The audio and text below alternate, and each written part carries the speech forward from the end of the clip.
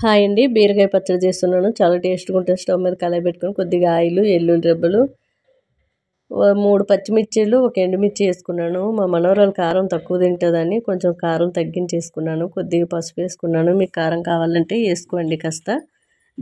లేత బీరకాయలు చాలా తియ్యగున్నాయి ఈ బీరకాయలైతే. ఎప్పుడైనా చేదున్నది లేనిది నోట్లో పెట్టి చూడాలి. అందుకే తియ్యగున్నాయని చెప్తున్నాను. కొద్దిగా కరివేపాకు, ఒక టమాటో, కొంచెం కొత్తిమీర కడిగేసి వేసుకోవాలి. పచ్చి మామిడికాయ, ఒక 2 స్పూన్ల వరకు పెసరపప్పు వేసుకున్నాను. చాలా టేస్ట్ ఉంటుంది. ఒకసారి ఇలా ట్రై చేసి చూడండి. మా ఇంట్లో అయితే ఈ పచ్చడి చాలా ఇష్టంగా తింటారు. టేస్ట్ కూడా చాలా బాగుందండి.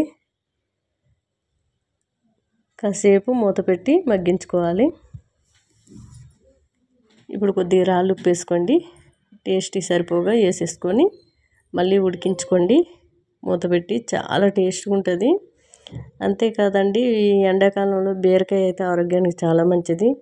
వాటర్ క్వాలిటీ ఎక్కువగా ఉంటుంది కాబట్టి చాలా బాగుంటుంది. ఇలా పచ్చడి నేను పెసరపప్పు వేసి చాలాసార్లు చేశాను. పోపు అయితే ఆయిల్ వేసుకొని పోపు గరిట్ల శనగపప్పు, మినపప్పు, ఆవాలు, జీలకర్ర, ఎల్లుల్లి రెబ్బలు, ఒక 2 ఎండుమిర్చీలు వేసుకున్నాను. కొద్దిగా కరివేపాకు, ఇంగు వేసుకోవాలి. చాలా టేస్ట్ ఉంటుంది. నెయ్యి వేసుకొని తినాలి. అద్దరిపోతుందండి టేస్ట్. కారం మీకు కావాలనుకుంటే కాస్త ఎక్కువ వేసుకోండి.